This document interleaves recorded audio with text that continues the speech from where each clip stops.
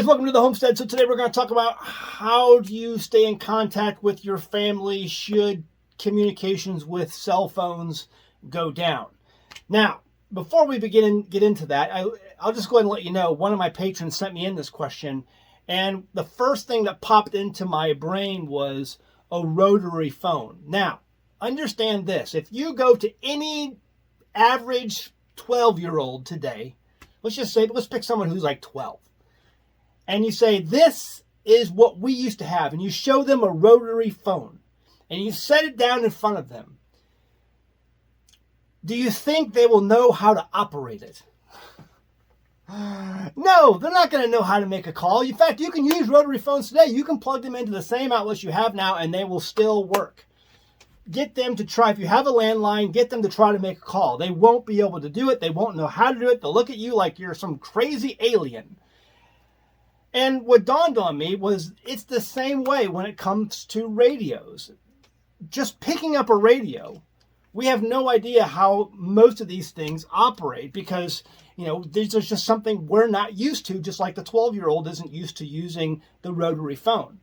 So there's lots of different examples of radios that are out there that you can use today. And I've got a bunch of different kinds. And I've got my base station ones behind me here. We'll talk about those maybe a little bit later, but I've got lots of different radios, but it takes time to learn how to use these things. And so, yes, in an emergency, you can use these things to stay in contact with family members. Now, there's a lot of ifs, ands, and buts into all of that, and we'll talk about that briefly. So the question was from my patron, listen, she was a divorced woman, and she has a daughter, and the daughter goes over to see her dad, and he is some miles away, I think between 8 and 10 miles away there-ish. I don't know if it's the way the crow flies or if that's driving distance or whatever. But it doesn't really matter. What it comes down to, depending on distance, you're going to have to go ahead and test out these communications to see if they indeed work. There's all kinds of variables that could be thrown into the mix that could affect, and so your results could be different than the guy, on the internet who's got completely different scenarios and variables in his environment, and he'll have completely different results. I hope that makes sense. If you have a lot of trees and mountains in your area and you live in a deep valley, your results are going to be vastly different. If you're living in a concrete jungle and you have all these buildings, depending on what frequency you're using, you're going to have different results. There are different frequencies for different environments, and UHF and VHF operate differently. And again, this all just goes into taking a little bit of time to learn the differences between these two frequencies like UHF and VHF, and then just what frequencies are used for what and what kind of variables you're going to expect when it comes to things like, mountains and terrain and hillsides and trees and concrete jungle and buildings and all of these things. It just takes a little bit of time to do some research, and I'm not going to get into all of that here.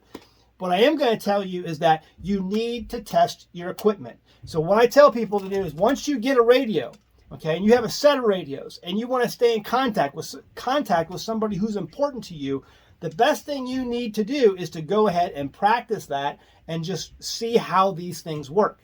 I've got these are little GMRS radios, and you can buy these at like Walmart and different sporting goods places, and they work okay for around here just with easy use. But I can tell you right now, my kids tear these things up. We have torn up so many of these things, it's not even funny. And so what I do now, instead of these, I actually get the Baofangs. The Baofangs actually go a lot. My kids don't tear these up as often. I get them cases that they can carry them around in, which protects them even further. And they're a lot cheaper. This is the BFF8, or you can get the UV5R, which is even cheaper than that.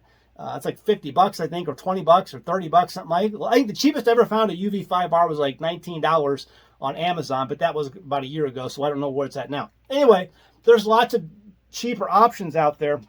The more expensive options are the name brand, like the ICOMs or the Kenwoods or the Yaesus and all those things.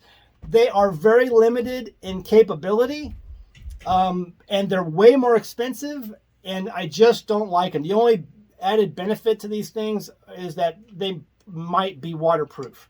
So you have a lot of aftermarket items that you can buy for these radios, but just the beginning base of a radio, some of these name brands, these FCC approved name brands, they're going to be very expensive just out of the box, not counting all of the, like this has an aftermarket antenna on it.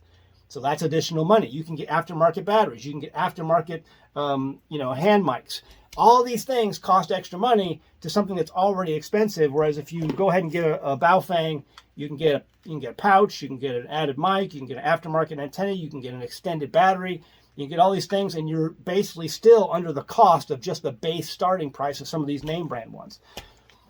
So I've given you a little bit of a rundown on how we do things here. I have a whole series of videos over at my Patreon website, patreon.com/An-American Homestead, and you can watch that whole collection of radio videos that I have. And I talk about some of the things, when it comes to more in depth about frequencies and stuff like that, and some of the equipment I'm using, how I have my antennas set up for my home, all of that. I go into details over there at Patreon, and there'll be a link in the description below to that specific radio collection. So if you are a patron, all you gotta do is click on that link and it'll take you right there.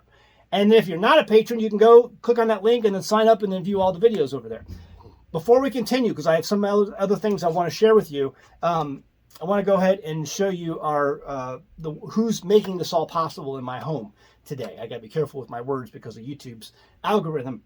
But we have long been promoting the OUPES brands of solar generators, and that's what powers this. So I have right now, this is an OUPES Mega 3 that I'm using to power all of my radios. And I have these little connections, and these connectors that connect to the radios, it goes right into the DC power source of this unit, of this generator, and it powers all my radios. And I can push up to 50 watts out of these radios. Like this one can push up to 75, but I don't go up that high. I just go up to 50 on this. I can go lower, but this will go up to like 25. This will go up to, I have 50 on it set, 50 watts. And this one is, I forgot. I think it's 12 watts. I'm not sure. This is my single sideband, lower sideband CB radio. I forgot what that's supposed to be. I think it's like 4 watts for the non-sideband, but then when you're on sideband, it's like 12 watts or something like that. Anyway, all that to say, it powers everything. And this is something that I can use for a lot of different things in my home for backup power, but it works fantastic for backup communications power. If you want to have something like this in your home where you can use it, for your ham radio, for GMRS radio, for CB radio, and just to listen out there to see what's going on in case of a collapse. So I recommend these power supplies if your power goes out, these will work perfect for communications. There'll be a link in the description below on how you can find the links for that solar generator and other solar generators, all which will work for these backup DC power options when it comes to emergency communications. So be sure to check out the link below, and then it'll take you right to there. And right now they're running sales. So I would not hesitate. If you're looking for something like that, now is the time to buy. Okay, so back to the video. I have this book. It's called the Repeater Map Book. And it's got a map of every state and all the different repeaters that are in those states that you can connect to. These are for ham radio ones. Now you can find GMRS ones also online. You can just do a search, make a list of the GMRS radio repeaters in your area, and then program those if you can program, if they're programmable, into your radios so you have them. But going back to this whole idea of if you can connect to your family members in an emergency, this is something really important to have, because if you can't connect to them just radio to radio, then you have to understand that a repeater can absolutely help you. Now, some repeaters like 2-meter repeaters that are in here, a lot of them, they're only for licensed individuals. And if you use those repeaters without a call sign, you're going to probably get yelled at. Okay. You're probably not going to go to prison. You're not going to get a big fine from the FCC. They rarely ever enforce anything. Okay. But you can get in trouble. Okay. So understand that you should probably have a license. And I go into that in my videos over at Patreon. Now, a GMRS repeater is much more easy. You can get the GMRS repeaters, program those into your radios, and that gives you much greater distance to stay in contact with family members during an emergency. If you can use a repeater, if that repeater is up during that emergency, that gives you a greater distance. So let's just say point A and point B. You're point A, and then point B is somebody you really need to talk to, a family member or a loved one. But in between those points, there's a repeater, or somewhere in that area, there's a repeater, and you can't necessarily talk to point B, but through that repeater, that point B can hear you, and then you can hear them also through that repeater, and that becomes a way of communication. I hope that makes sense. So that's why repeaters and these sort of books like this are so important, especially if you have a ham license. Okay, if you have a GMRS, you can get a GMRS license from the FCC, and they will give you a call sign. And it only costs like $30 or something like that, or whatever. It's really cheap. And you get the hard part is navigating the FCC website, because like all government websites, it's a complete and total crap show. Because that's how the government operates. It's like it can't be something without it being a crap show. So everyone's like, well, there's no test to get a GMRS license. Yes, indeed, there is a test. It's navigating the website in order to see how to buy that stupid license. If you can successfully navigate the website, you can have the license. Okay, so basically, there's no test. Just get the license, get the GMRS license, and then you can use a GMRS repeater in your area, and probably there is one. Chances are there's going to be a GMRS repeater somewhere that you and point B can connect to, and then that way you can have a connection. There's a lot that goes into these things. And this is why I tell people that you need to get them, and you need to use them when times are good, like right now. Okay? If you wait until times are bad, if you wait until you need them and you don't know how to operate them, it's going to be like setting that rotary phone in front of that 12-year-old kid, and he's not going to be able to make a call. You put a rotary phone in front of any child, and you tell them to make a call with it, they'll probably dial a wrong number at best. But they're not going to be able to know how to operate it unless they've been taught. It's the same with this. These are pretty easy to operate. Okay, once you know how to use a rotary phone, you can do it. These are the same way. But you gotta know, you gotta be trained. You have to understand how these things work. It's just some basic understanding. Take the time now to research whatever radio you have, research the basic functions, research how to program them. It's stupid easy, and it's free. You can download that software online, and it's free. For most of these radios, it's free. Okay, so you can learn how to do this. It just takes a little bit of time and effort on your part. It takes a little bit of you making it a priority. I hope I have driven that into your head enough. Okay, I hope that helps solve your problem. If you have a family member you're trying to stay in contact with during times of emergency, times of trouble, take the time now to set that up so that you can accomplish that task if that should ever arise. All right.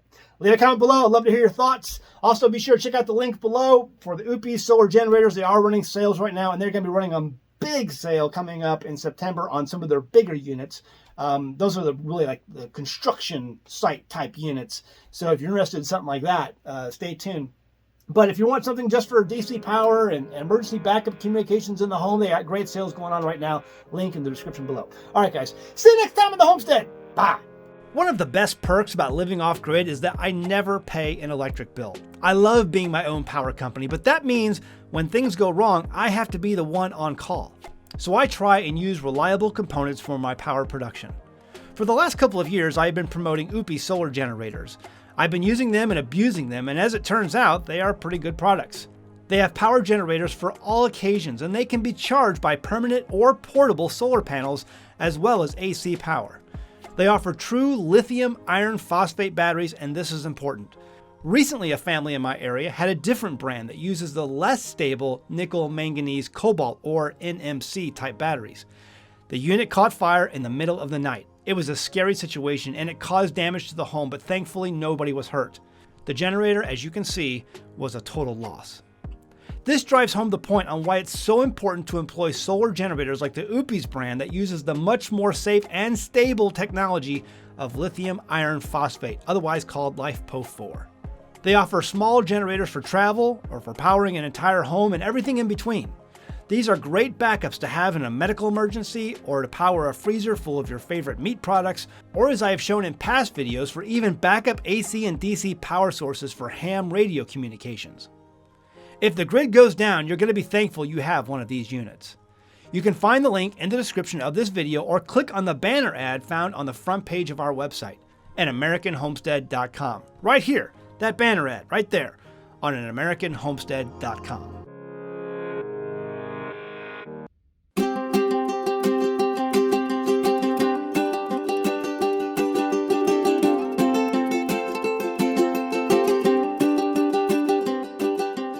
Hey guys, did you know you can become a patron of an American Homestead? They get access to private videos, and we send them gifts from the homestead that we make here on the homestead. And we also enter our patrons into special giveaways that are only available to them.